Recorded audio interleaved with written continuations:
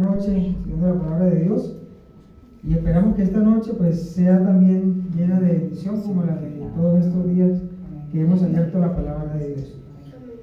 Mis hermanos, ¿conocen la palabra metamorfosis? Sí. Para ustedes, ¿qué es la metamorfosis? Una transformación. Una transformación, ¿sí? Hoy vamos a ver la metamorfosis de la mariposa, ¿listo? Y vamos también a ver cuál es la metamorfosis que el cristiano debe tener apenas entrega su vida al Señor, ¿ves? Así que el objetivo de esta noche, mis hermanos, es mirar cómo va el proceso de transformación en nuestra vida y si las pruebas que a cada día enfrentamos nos están ayudando a ser pulidos o no. Ese es el objetivo de esta noche, del tema de esta noche. Romanos capítulo 12, versículo 2, dice lo siguiente. Romanos capítulo 12, versículo 2 dice lo siguiente: no se amolden al mundo actual, sino sean transformados mediante la renovación de su mente. Así podrán comprobar cuál es la voluntad de Dios, buena, agradable y perfecta. Entonces el apóstol Pablo nos invita, mis hermanos y amigos, a que nuestra mente no sea amolde a las cosas de este mundo, a lo que el mundo ofrece, sino que nosotros podamos ser transformados a la imagen de Dios, que nuestra mente sea transformada, que nuestra mente sea parecida a la mente de Cristo, ¿verdad? El apóstol Pablo habla mucho de la mente de Cristo, que nosotros debemos tener la mente de Cristo. Yo no sé si nuestra mente todavía está moldada a las cosas de este mundo. Ayer estudiábamos que el Espíritu Santo está trabajando en nuestra vida con el objetivo de que seamos semejantes y que conozcamos a Jesús. Sin embargo, Dios nos da la libertad de elegir. Nosotros elegimos cómo queremos vivir, nosotros elegimos con quién nos casamos, ¿verdad? Nadie nos colocó una pistola para que nos casáramos con la persona que estamos casados. Nosotros mismos elegimos. Nosotros elegimos los hijos que tenemos, nosotros elegimos la religión que tenemos, el estudio que tenemos, nosotros lo elegimos. Y así como hemos elegido todas estas cosas que hacen parte del diario vivir, que hacen parte de lo que es la vida diaria, Dios desea que nosotros elijamos la vida eterna, que elijamos su compañía. Así que, mis hermanos, Dios quiera que nuestra mente se pueda moldar a las cosas eternas y no a las cosas de este mundo. Miren esta imagen, aquí vemos la metamorfosis completa de la mariposa. Primero empieza siendo ¿qué? Un huevito, ¿cierto? Después, un tiempo después, ya se convierte en oruga. Después de la oruga, ¿cierto? Se convierte en una pupa, ¿cierto? Que ya casi se ve algo allí diferente de lo que es la oruga. Se envuelve en la pupa. Después empieza a transformarse en mariposa. Y finalmente, ¿qué pasa? Sale una mariposa, ¿sí? ¿A cuántos les gustan las mariposas? Son bonitas, ¿cierto? Los colores son hermosos. Así como esta mariposa, mis hermanos, tiene un proceso, así como esta mariposa, para ser una mariposa y ser bonita, ser hermosa, con esos colores que Dios colocó en ella, tuvo que pasar un proceso. Lo mismo es la vida cristiana. Usted tiene que primero conocer al Señor, después tiene que tomar el paso de bautizarse y de en adelante seguir otros pasos para tener un buen ¿qué? Un buen final, ¿sí? Así que, mis hermanos, en esta noche vamos a ver bíblicamente lo que es la transformación o la metamorfosis del cristiano. Y vamos a ver qué significa la palabra metamorfosis, ¿sí? Quiero leer este texto del libro de Camino a Cristo, capítulo 2, y nuestra hermana Elena G. de White dice lo siguiente: el hombre estaba dotado originalmente de facultades nobles y de un entendimiento bien equilibrado.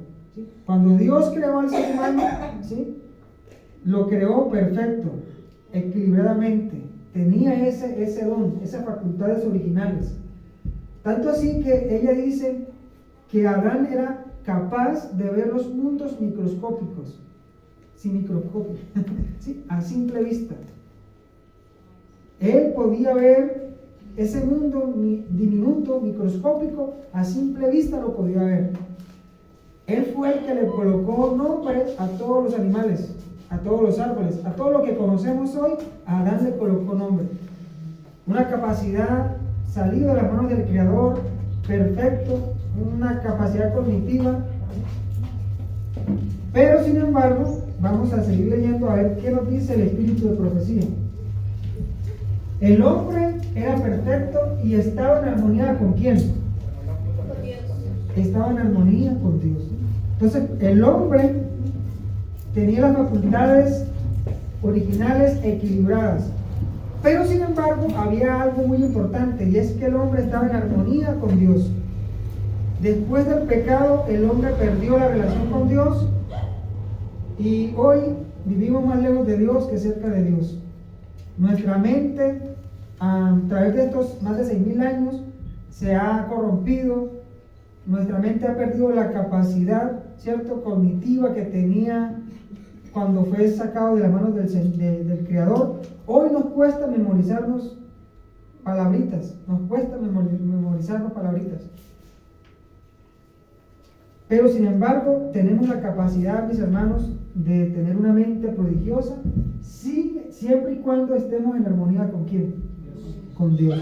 Y sigue diciendo ella, sus pensamientos eran puros, sus designios santos, pero por la desobediencia sus facultades se pervirtieron y el egoísmo reemplazó ¿qué? El amor.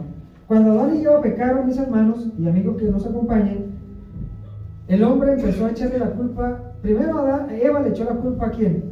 A la serpiente. Después Adán le echó la culpa a Eva. En otras palabras, mis hermanos, estaban culpando a Dios por el pecado que ellos mismos habían cometido. ¿Sí? Y cuando nosotros perdemos la relación con Dios, podemos perder y cometer muchos errores. ¿Cuántos errores, cuántos asesinatos se han cometido por un momento de ira? ¿Saben?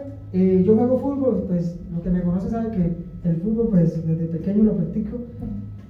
Y el jueves pasado, yo estoy en un campeonato aquí en la primavera, estábamos jugando allí, y el equipo que estaba jugando contra nosotros tenía que ganar para clasificar. Nosotros ya estábamos clasificados y nosotros íbamos perdiendo 1-0.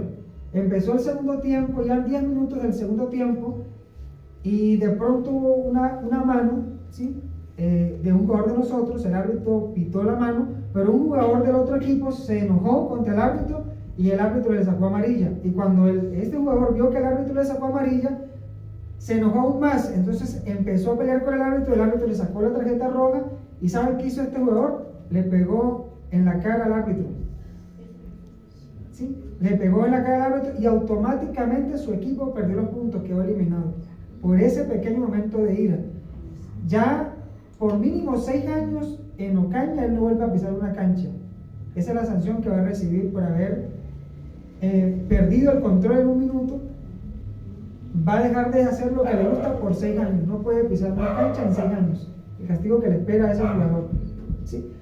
¿Cuántos matrimonios, cuántos suicidios, cuántas cosas suceden en 1 minuto cuando nosotros perdemos la conexión con Dios? ¿Sí? Dice, su naturaleza después del pecado quedó tan debilitada por la transgresión que ya no pudo por su propia fuerza resistir el poder del ¿qué? Del mal. Nosotros, ayer mirábamos que nosotros solos no podemos vencer ¿qué? El pecado. Necesitamos de una ayuda extra, y esa ayuda la proporciona el Espíritu Santo, que es el que nos da la fuerza ¿para qué? Para vencer nuestras debilidades. Fue hecho cautivo por Satanás y hubiera permanecido así para siempre si Dios no hubiese intervenido de una manera que, después del pecado, mis hermanos, Satanás se adueñó prácticamente de este mundo, del ser humano. Y hoy Satanás mantiene a la esclavitud a muchas personas, esclavos de los vicios, esclavos de sus pensamientos, esclavos de su temperamento, esclavos de sus emociones, esclavos de todo aquello que lo afecta y lo aleja de Dios. Si Dios no hubiera intervenido, mis hermanos, hubiésemos estado así por toda la eternidad. El tentador quería desbaratar el propósito que Dios había tenido cuando creó al hombre. Así llenaría la tierra de sufrimiento y desolación, y luego señalaría todo ese mal como resultado de la obra de Dios al crear ¿qué? Al hombre. Eso era el plan de Satanás, y ese es el plan de él actualmente. hacer que nosotros creamos que Dios es el culpable de todo lo que pasa. Cuando pasa algo, la primera pregunta que el ser humano se hace es: ¿por qué Dios permitió esto? ¿Por qué Dios permitió que me diera cáncer? ¿Por qué Dios permitió que mi hijo muriera? ¿Por qué Dios permitió tantas cosas? Pero Dios no permite nada.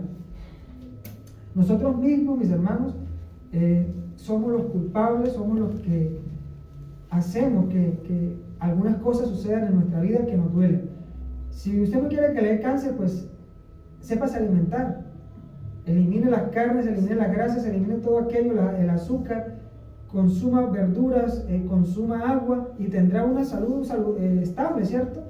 Pero si usted come carne, come dulce, está alimentando las células cancerígenas que todos tenemos. Busque a Dios. Y busque a Dios como su primera medicina, ¿verdad? Así que, mis hermanos, el hombre siempre le ha querido echar la culpa a Dios de todo lo que le pasa, y esto es instigado por Satanás para a ver si Satanás logra su cometido, pero Satanás ya está vencido, ¿sí? Él sabe que está vencido y sabe lo que le espera también. Así que, mis hermanos y amigos, esto era el hombre cuando salió de las manos del Creador, pero nosotros, después de 6.000 años de pecado, ya no tenemos esa capacidad cognitiva, ¿sí? Las enfermedades, inclusive los hombres eran gigantes y ya nosotros hemos perdido la estatura original, ¿sí? Somos enanitos. La enfermedad más es por el pecado, hermano. Ahí uno leyendo bien, encuentra bien que la enfermedad más es por el pecado. El pecado es el causante de todo esto, ¿sí? Mis hermanos, la palabra metamorfosis viene del griego metamorfé. Y esa palabra en el griego significa más allá de la forma anterior. ¿Qué quiere decir esto, mis hermanos? Que Dios desea que nosotros dejemos lo que somos y seamos una cosa nueva, un producto nuevo, más allá de lo que somos. Eso se llama metamorfosis, más allá de la forma anterior. Y eso es lo que Dios quiere, mis hermanos, que nosotros podamos ser personas diferentes, más allá de la forma anterior. Que cuando nos vean nos digan: ¿pero qué estás haciendo tú? ¿Qué cambio has tenido? ¿Qué estás comiendo? Dame la receta. Porque yo te conocía y ahora eres una persona totalmente diferente. Y eso porque el Espíritu Santo trabaja en el corazón de esa persona. Y eso es lo que Dios quiere, que nosotros tengamos un cambio. Si nosotros como cristianos, mis hermanos, no hemos sufrido una metamorfosis, estamos en el lugar equivocado. Porque si nosotros no hemos tenido un cambio en nuestro caminar con Dios, eso quiere decir que no es porque Dios no tenga poder de cambiarnos, no es porque Dios no quiera que nosotros cambiemos, es simplemente porque nosotros no le hemos permitido al Espíritu Santo trabajar en nuestro carácter, trabajar en nuestras emociones, trabajar en nuestra mente. Cuando Dios trabaja en el corazón, en la mente de una persona, Dios cambia automáticamente los patrones mentales. Si yo era mal geniado, automáticamente voy a ser una persona pacífica. Si yo no tenía dominio propio, pues me voy a dominar. ¿Sí? Voy a ser diferente, porque el Espíritu Santo está trabajando en los patrones mentales con los cuales nacimos, fuimos creados. Hoy estaba en convención capacitando a 40 docentes en un colegio y estábamos hablando de algo muy similar, de lo que se vive hoy en la sociedad, de cómo son los jóvenes hoy, de lo importante que es la educación en el hogar, de cambiar patrones, ¿sí? Y nosotros necesitamos cambiar patrones con la ayuda del Señor. Así que, mis hermanos, el deseo de Dios para nosotros es que seamos personas diferentes, que seamos cristianos diferentes. Vamos al libro de 2 de Corintios, vamos allí a la Biblia, capítulo 5, versículo 17. 2 de Corintios 5, 17. 2 de Corintios dice lo siguiente, 5, 17. De modo que si alguno está en Cristo, nueva criatura es. Las cosas viejas pasaron, algunas, dicen su Biblia así, todas son hechas ¿qué? De manera que si alguno está en Cristo, es una nueva ¿qué? Yo les hago una pregunta, ¿qué es una nueva criatura? Que ha nacido de nuevo. Que ha nacido de nuevo. ¿Sí? ¿Qué es una nueva criatura? El apóstol Pablo utiliza mucho la frase en Christos, en griego, en Cristo. O sea, si tu vida no está en Cristo, no eres nada. Si tu vida, tus pensamientos, tu trabajo no está en Cristo, no vale nada. Por eso el salmista dice, si Jehová no edifica la casa, en vano trabajan los edificadores. Si Jehová no vela la guardia de la ciudad, en vano vela la guardia, ¿sí? Así que mis hermanos, si Cristo no es el centro de nuestra vida, podemos tener títulos profesionales, podemos tener dinero, podemos tener prestigio social, pero para Dios no somos nada. Si Cristo no está en nuestra mente, no somos nada. Así que mis hermanos, si en este momento usted todavía no se considera una persona nueva después de haber recibido el bautismo, tiene que empezar a permitir que Dios haga esa metamorfosis en su corazón, esa metamorfosis en su vida, porque de lo contrario vamos a estar siempre en el mismo lugar. En el libro de Ezequiel, el profeta Ezequiel, también hay un mensaje importante para nosotros en esta noche. Ezequiel capítulo 36, versículos 25 al 27. Ezequiel capítulo 36, versículos 25 al 27. Dice el profeta: esparciré sobre vosotros agua limpia, y seréis purificados de todas vuestras impurezas, y de todos vuestros ídolos os limpiaré. Versículo 26. Os daré un corazón nuevo y pondré un espíritu nuevo dentro de vosotros. Quitaré de vosotros el corazón de piedra y os daré un corazón de carne. Pondré dentro de vosotros mi espíritu y haré que andéis en mis estatutos y guardéis mis preceptos y los pongáis por obra. Así que mis hermanos, lo que Dios desea, mis hermanos, es colocar un nuevo corazón, una nueva mente en nosotros. Una mente que lo busque, una mente que esté cerca de Él, una mente que llegue a tener la misma frecuencia con Él como lo tenía Adán y Eva al principio de la creación. A veces nosotros fracasamos mucho en nuestra vida espiritual porque nuestra relación con Dios es muy inconstante. Hoy estamos contentos, hoy estamos con Dios, hoy le creemos a Dios todas las promesas, pero pasa algo pequeño en nuestra vida y empezamos a quejarnos, empezamos a dudar de Dios y ya no queremos leer la Biblia, ya no queremos venir a la iglesia, ya no queremos orar, porque Dios es el culpable de todo. Pero mis hermanos, si nosotros realmente queremos tener la posibilidad, que todos la tenemos, y queremos prepararnos para estar algún día con Dios en la Canaán celestial, tenemos que permitir que su espíritu, ese espíritu que Dios promete poner en nosotros, lo que estudiamos ayer, trabaje en nuestro corazón, trabaje en nuestra vida para poder tener la capacidad cognitiva de tener una relación constante con Dios. Satanás sabe, mis hermanos, que nosotros nos comunicamos con Dios a través del lóbulo frontal. Con esta parte de nuestro cerebro nos comunicamos con Dios. Cuando usted habla con Dios, lo está haciendo con esta parte de su cerebro. Y Satanás sabe que hay muchas cosas que pueden interferir esa relación, esa comunión con Dios. Y empieza a meter problemas en el hogar, empieza a meter problemas económicos, empieza a meter problemas con la pareja, con los hijos, con el vecino, con la iglesia, para que ese lóbulo frontal no tenga la lucidez, no tenga la esplendidez de tener la capacidad cognitiva de comunicarse con Dios.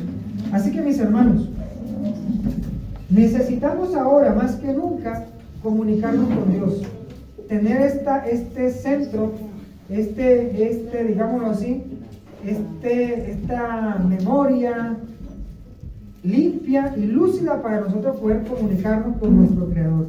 Porque lo que Dios desea, mis hermanos, es darnos un corazón nuevo, una mente nueva. Y yo les decía ayer que cuando Dios hace algo en la vida de nosotros, la hace completamente. Él no trabaja a medias, Él hace todo nuevo, completo, totalmente nuevo, no por pedacitos, nuevo. ¿Sí? Así que esto es un proceso también. Vamos al libro de Juan, capítulo 5, versículo 39. Juan, capítulo 5, versículo 39 dice lo siguiente: escudriñad las escrituras, porque a vosotros os parece que en ellas tenéis la vida eterna, y ellas son las que dan testimonio de mí. Para nosotros, mis hermanos, empezar a tener una metamorfosis después de haber conocido al Señor, debemos empezar ¿a qué? A alimentarnos. Así como la oruga se alimenta de las hojas de los árboles para finalmente convertirse en mariposa, nosotros tenemos que alimentarnos ¿de qué? De la palabra de Dios. Si nosotros nos bautizamos y hoy en día hay digámoslo así, una problemática, hay algo en los cristianos, en todos los cristianos adventistas, que hoy en día, como tenemos la facilidad de la tecnología, nosotros podemos buscar cualquier sermón, podemos buscar cualquier predicador que nos guste. Y yo puedo decir hoy, el sábado no voy a ir a la iglesia, no tengo ganas de ir a la iglesia, me voy a buscar el sermón del pastor Bullón y me quedo en la casa. O me voy a escuchar a Leonardo Cruz, o a David Gates, o a cualquier predicador de su gusto.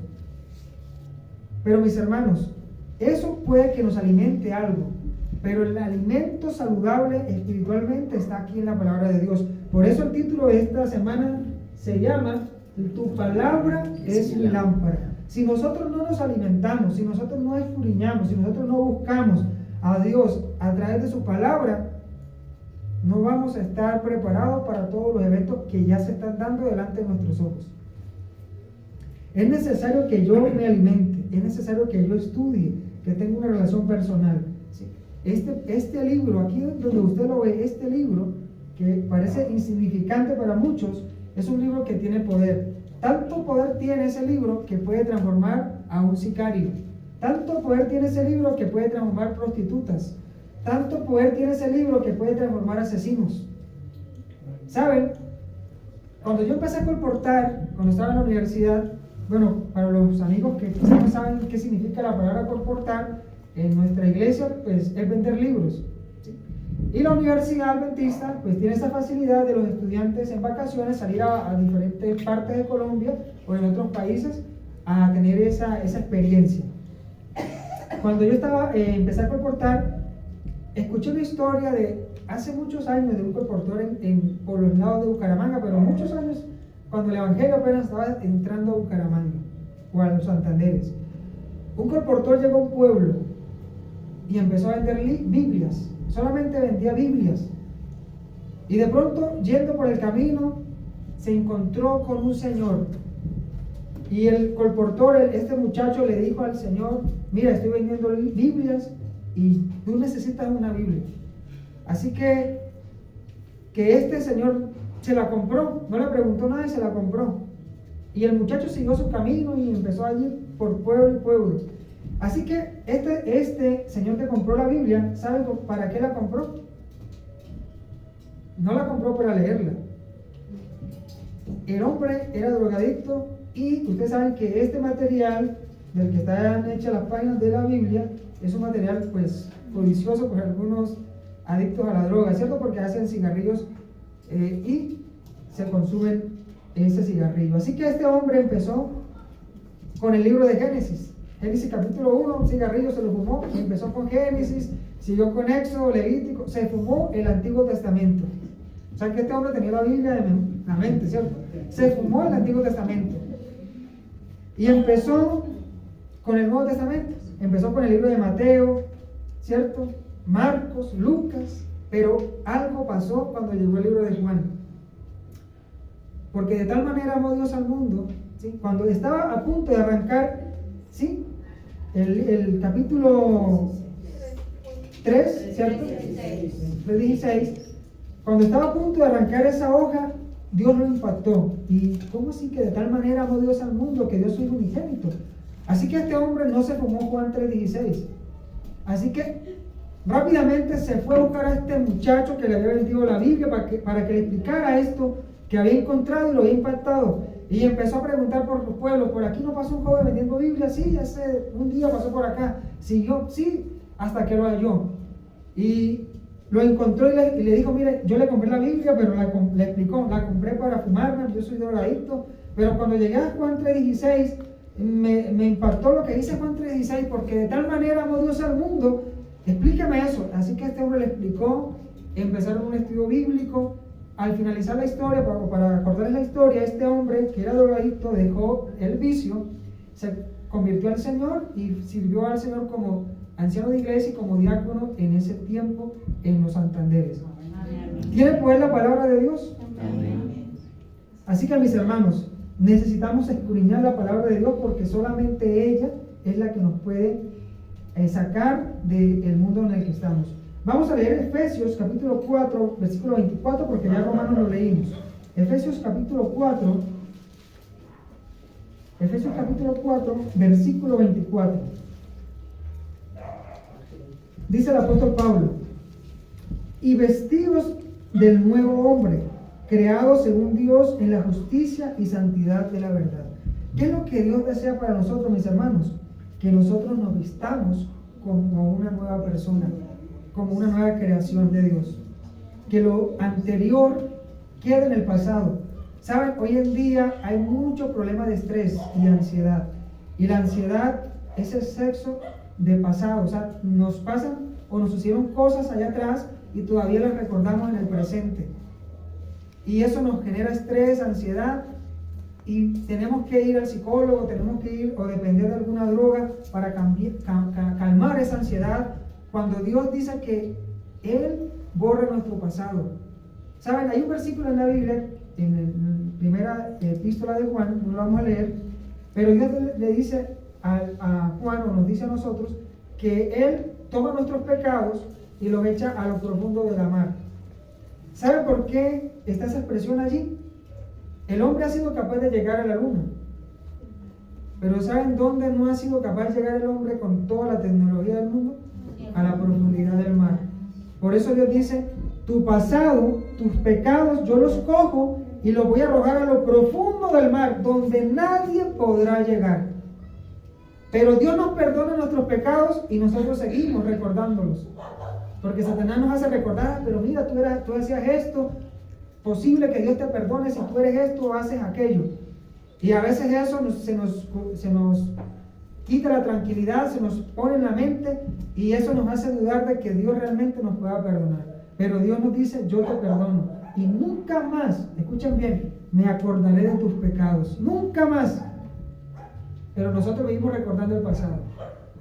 Así que, mis hermanos, necesitamos vestirnos de un nuevo hombre, de una nueva mujer. Necesitamos vestirnos de esa justicia que Dios tiene para nosotros. En el libro de Colosenses, capítulo 3, versículo 10, el apóstol también tiene un mensaje para nosotros en esta noche. Colosenses 3:10 dice lo siguiente: y revestido del nuevo hombre, conforme a la imagen del que lo creó, se va renovando hasta el conocimiento pleno. ¿Sí? Cuando nosotros vamos a la Biblia, conocemos al autor de la Biblia. ¿Sí? Lo primero que nosotros debemos hacer cuando compramos un libro, los que leen libros, es, por lo menos yo leo bastantes libros, y yo lo que primero hago es buscar el autor. ¿Quién escribió el libro? ¿Cuántos libros ha escrito? O sea, ¿cuál es su manera de escribir? ¿Sí? Y ya cuando yo estudio al autor, empiezo a leer el libro. El autor de la Biblia es Dios. ¿Conocemos a Dios nosotros, hermanos? ¿Está Dios realmente en nuestra vida? ¿Sabemos nosotros quién es Dios? Nosotros nombramos a Dios y Dios y Dios, pero ¿realmente lo conocemos? ¿Personalmente usted lo conoce? ¿Tiene una experiencia personal con Dios? ¿Puede decir usted que Dios es su amigo, que Dios va con usted, que Dios lo escucha? Hermanos, eso es lo que Dios quiere, que nosotros mantengamos una relación personal y directa con Él.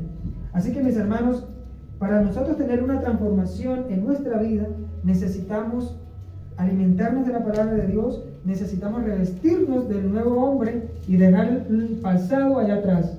No podemos vivir con el pasado en el presente, y mucho menos en el futuro, porque nunca iremos a ser felices. Y más, siempre vamos a estar espiritualmente débiles, porque creeremos que Dios no nos ha perdonado. Así que, mis hermanos, la primera etapa de la metamorfosis del cristiano es aquella cuando el cristiano está perdido y sin esperanza. Cuando una persona no tiene esperanza, cuando una persona está perdido, cuando no tiene una ilusión, un futuro. Eso es la primera etapa y se le conoce justificación. En el libro de Efesios, ahí atrás, en el capítulo 2, versículo 5, el apóstol escribe las siguientes palabras. Efesios 2, capítulo 2, versículo 5. Aún estando nosotros muertos en pecados, nos dio vida juntamente con Cristo. Por gracia sois salvos. Si hay alguna persona en esta noche que cree que no tiene valor para Dios, que cree que ha llegado tan lejos que no se puede arrepentir, el apóstol o Dios a través del apóstol Pablo nos dice que nosotros hemos sido salvados por gracia. Amén. Por gracia. ¿La gracia qué es? Es un regalo que Dios nos da sin merecerlo. Nosotros no merecemos sino la muerte, pero Dios nos ofrece la salvación porque nos ama, porque de tal manera amó Dios al mundo, porque de tal manera amó Dios a María, a Leonardo, a Juan, a Pedro, a Freddy, que dio a su Hijo para que si Freddy, si Leonardo creen, no se pierdan, sino que tengan vida eterna. Esa es la gracia, ese es el regalo de Dios. Así que mis hermanos, cuando nosotros no éramos nadie, cuando nosotros estábamos sin esperanza, cuando nosotros no estábamos muertos en nuestros pecados, Cristo vino a salvarnos. Y eso se le conoce como justificación. Nosotros no podemos justificarnos delante de Dios. El hombre no se puede justificar delante de Dios, pero a través de Jesucristo lo podemos lograr. Así que mis hermanos, tengamos presente esta primera etapa. La segunda etapa, allí mismo en el libro de Efesios capítulo 1, versículo 7, la conocemos como la etapa de la redención, teológicamente. Efesios 1, versículo 7 dice: en Él tenemos redención por su sangre, el perdón de nuestros pecados según las riquezas de su gracia. ¿Sí? Jesús es el único que puede perdonar nuestros pecados. Jesús es el único que nos puede dar ese alivio al alma, llenar ese vacío que quizás tengamos en nuestra mente, en nuestro corazón. Somos redimidos por su sangre. ¿Saben? Historia de la redención dice que cuando se hizo el plan de la salvación, el plan de redención para el ser humano, los ángeles los ángeles buenos se ofrecieron a venir a morir por el hombre. Pero sin embargo a los ángeles no se les permitió eso. ¿Saben por qué? Porque los ángeles son creados, son seres creados como usted y como yo. El único que podía venir y rescatar a la humanidad era alguien que tuviera vida propia, que fuese la vida misma, y era Jesús. Y los ángeles en el cielo se preguntaron: pero ¿cómo tú vas a ir al planeta Tierra a salvar a una humanidad que no te ama? Una humanidad que ni piensa en ti, una humanidad que está lejos de ti, una humanidad que te va a crucificar y te va a matar. Pero de tal manera amó Dios al mundo, mis hermanos, que Jesús vino, el Rey del universo, el dueño de todo lo que hay, el creador suyo y el creador mío, vino. Y saben, el apóstol Pablo dice que se humilló al tomar la forma de ser humano, nacer en un pesebre, siendo el Rey del universo, en medio de animales, en medio de la pobreza. ¿Y saben por qué lo hizo? Porque te ama, porque Él quiere tu salvación, porque Él quiere verte en el cielo. ¿Saben por qué Jesús pasó tanto sacrificio en esta tierra? Porque Él desea que estemos reunidos como al principio de la creación. Porque Él desea que estemos en los lugares celestiales para toda la eternidad. Por eso Jesús se rebajó, por eso Jesús se humilló, para que nosotros tengamos redención de nuestros pecados. Pero aún así, nosotros no entendemos completamente el sufrimiento de Jesús, ni entendemos completamente lo que significa el plan de salvación. Todo el sufrimiento, todo lo que el cielo tuvo que pasar para darnos la oportunidad de a ver si nosotros nos salvamos, a ver si nosotros elegimos a Jesús. Y aún así vivimos lejos de Dios, aún así no queremos tener nada compromiso con Dios. Así que mis hermanos, esta es la segunda etapa. En Marcos capítulo 10, en el libro de Marcos capítulo 10, versículo 45, hay un mensaje también para nosotros. Marcos 10, 45 dice lo siguiente: porque el Hijo del Hombre no vino para ser servido, sino para servir y para dar su vida en rescate ¿por quiénes? Por muchos. Aquí caen adventistas, católicos, musulmanes, hindúes, asiáticos, africanos. Todo aquel que invoque el nombre del Señor será salvo, dice la palabra de Dios. Dios no tiene religión. La religión es invento humano. Y nosotros, la religión lo único que ha hecho es separar a la humanidad.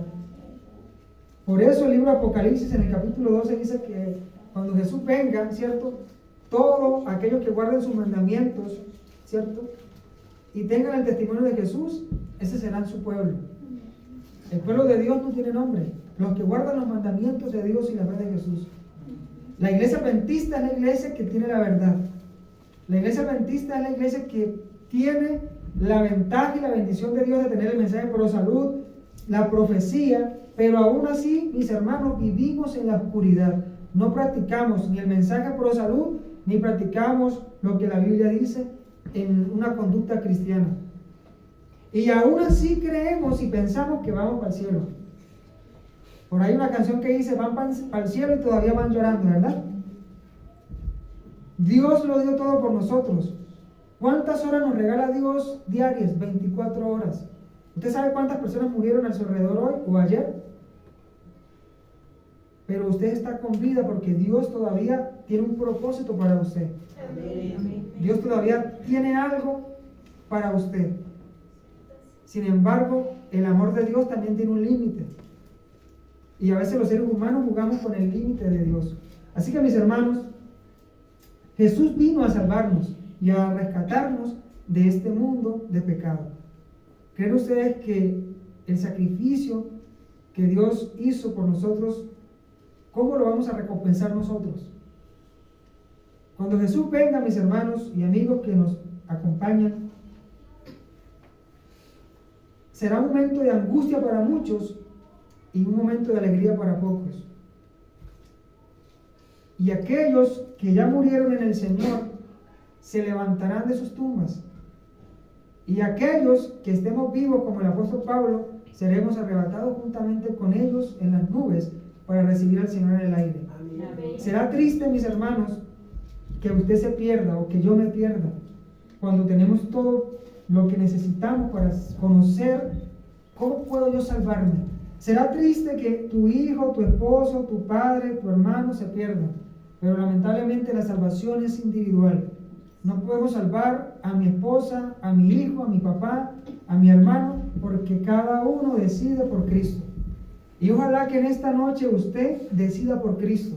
Amén. Y ojalá que esta noche usted traiga a su familia a los pies de Cristo. El tema de mañana, se los voy a adelantar, es la espiritualidad en el hogar. Así se llama. ¿Quiere saber cómo debe manejarse la espiritualidad en el hogar? Lo espero mañana. Así que, mis hermanos, el segundo paso es la redención. El tercer paso de la metamorfosis del cristiano se titula o se llama teológicamente la santificación. Segunda de Tesalonicenses, capítulo 2, versículo 13, el apóstol escribe lo siguiente. Segunda de Tesalonicenses, el capítulo 2, versículo 13. Dice lo siguiente el apóstol Pablo a la iglesia de Tesalónica. Pero nosotros debemos dar siempre gracias a Dios respecto a vosotros, hermanos, amados por el Señor, de que Dios os haya escogido, ¿desde cuándo? Desde el principio, ¿cierto? Para salvación, mediante la santificación por el Espíritu Santo y la fe en la verdad. Hermano, si usted está en esta noche acá es porque Dios pensó en usted antes de que usted existiera. Y pensó en usted para salvación, para santificación, a través de su Espíritu Santo y a través de la fe. Así que, mis hermanos, Dios no se equivoca. Dios desea que cada ser humano pueda ser salvo. Pero desafortunadamente no todos los seres humanos se van a salvar. Porque no todos van a elegir a Dios. Muchos van a elegir este mundo y lo que este mundo ofrece. Incluyendo muchos cristianos. Cuando lleguen las pruebas realmente, mis hermanos, muchos cristianos van a apostatar de la fe. Porque les va a parecer mucha dificultad sufrir por Cristo. ¿Saben? Juan Hus, ¿han escuchado ustedes hablar de Juan Hus? ¿Saben cómo murió él? En la hoguera. Murió por no ceder al poder político papal romano y murió cantando. Y muchos mártires en la Edad Media murieron en la hoguera, murieron en la guillotina, fueron torturados, fueron echados a leones, pero ellos sabían que este mundo es pasajero, así como dice Hebreos. Nuestra ciudadanía, ¿dónde está? En el cielo. Aquí somos de paso, mis hermanos. Aquí el Salmo 90 dice, alcanzamos llegar a 80 años y eso si nos cuidamos en la juventud. Si nos cuidamos, dice Moisés, escribió ese salmo, alcanzaremos 80 años. El resto, las enfermedades nos llevan rápido. Somos pasajeros. Aquí no, nadie es eterno. Todos tenemos que experimentar, si Dios no viene rápido, el descanso que es la muerte. Así que mis hermanos, Dios nos creó para salvación y santificación. El libro de Hebreos, en el capítulo 12, Hebreos capítulo 12, versículo 14, hay un mensaje también para nosotros aquí. Hebreos 12, 14. Seguid la paz con todos y la santidad, sin la cual nadie, ¿qué? Verá al Señor. Hermanos, nosotros aquí en la tierra posiblemente no vamos a alcanzar la santidad de la que la Biblia habla, pero sí podemos tener una vida conforme al corazón de Dios. Ejemplos hemos dicho o hemos mencionado en estas noches, que un ejemplo de eso fue la vida de Enoc. Enoc fue una persona que vivió en un tiempo peor que el que nosotros vivimos moralmente. Y la Biblia dice en Génesis 5, 24, que Enoc caminó con Dios y un día Dios se lo llevó. ¿Por qué se lo llevó Dios? Porque su relación era tan estrecha que Dios dijo, mejor voy a traerme a Enoc para que viva siempre conmigo. Así que mis hermanos, nosotros podemos vivir una vida santa de acuerdo a los principios de Dios. Podemos vivir una vida de acuerdo a la voluntad de Dios en esta tierra. Y cuando Jesús venga, esto mortal se viste ¿de qué? De inmortalidad. Allí alcanzaremos la santificación. Pero mientras tanto, mis hermanos, tenemos y debemos vivir una vida piadosa delante de Dios. Así que mis hermanos, todo esto abarca lo que es la metamorfosis de la vida cristiana. Y el último punto es la glorificación. Romanos capítulo 8, versículos 29 y 30, dice lo siguiente.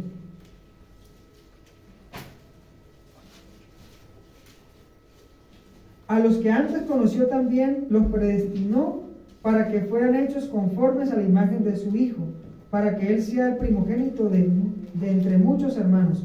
Y a los que predestinó, a estos también llamó, y a los que llamó, a estos también justificó, y a los que justificó, a estos también glorificó. ¿Sí? Dios, no es que Dios nos haya predestinado, ¿cierto? Leonardo se va a salvar, el hermano Rafael no se va a salvar. Cuando la Biblia se refiere a predestinar, es que Dios le dio la salvación a toda la humanidad, pero no todos van a aceptar ese llamado de Dios, porque Dios es injusto si ya predestinó a unos a salvarse y a otros a perderse. ¿Será injusto Dios o no? Entonces, mis hermanos, lo que realmente el texto está diciendo es que Dios ofreció la salvación a toda la humanidad, pero solamente la tendrán aquellas personas que realmente la quieran aceptar y la acepten a través de Jesús y la fe. Esa es la glorificación. Y 1 Corintios capítulo 15, versículo 23, dice lo siguiente: pero cada uno en su debido orden. Cristo la primicia, luego los que son de Cristo en su venida. ¿Sí? Allí el apóstol está hablando acerca de cuando Jesús ya venga y resucite a aquellas personas que murieron en Cristo. ¿Quiere usted ser de Cristo? Amén. ¿Quiere usted entregarle su vida a Jesús? La glorificación constituye el punto final de nuestra salvación. La glorificación completará nuestra santificación. La promesa de la glorificación futura nos da consuelo e inspiración para el presente. Y termino con esta diapositiva. Todos estamos en el proceso de la metamorfosis de la vida cristiana, mis hermanos. Pero ojalá no nos quedemos en el proceso, porque a veces nosotros tomamos la debilidad que tenemos como seres humanos, ¿no? Que yo soy humano y soy pecador y tengo debilidades, y nos llevamos toda la vida con ese cuento, ¿sí? Aunque estamos en el proceso, mis hermanos, tenemos que completar el proceso. No podemos quedarnos en el mismo lugar. Todos estamos pasando por momentos difíciles, Y son las pruebas, mis hermanos, las que al final dirán si ese proceso se cumplió en nosotros o no. Si un cristiano quiere tener una relación íntima con Dios, necesita tener dificultades. Porque yo le hago una pregunta. Allá en su confort, en su casa, cuando tiene dinero, tiene trabajo, tiene comida, tiene salud, ¿usted tiene alguna preocupación de buscar a Dios? Lo tiene todo. Pero cuando usted está pasando dificultades, cuando tiene alguna enfermedad, cuando tiene algo que lo toca, usted naturalmente, digámoslo así, tiene la necesidad de ir a alguien más poderoso que usted, a una fuente que le dé solución a ese problema. Amén. El cristiano que no tenga dificultades es un cristiano que debe ponerse o preocuparse. Cuando en su vida no pasa nada anormal, digámoslo así, hay que preocuparnos. Pero si usted está de dificultad en dificultad, es porque Dios lo está puliendo. Es porque Dios ha visto algo valioso en usted y Dios quiere, así como se pule el oro, quiere sacar ese material valioso de usted. Así que, mis hermanos y amigos que nos acompañan, que en esta noche nosotros, aunque estamos en el proceso de la metamorfosis del cristiano, de la vida cristiana, podamos cumplir todos los pasos y que al final podamos decir, como dice el profeta: he aquí nuestro Dios, le hemos esperado y Él nos salvará.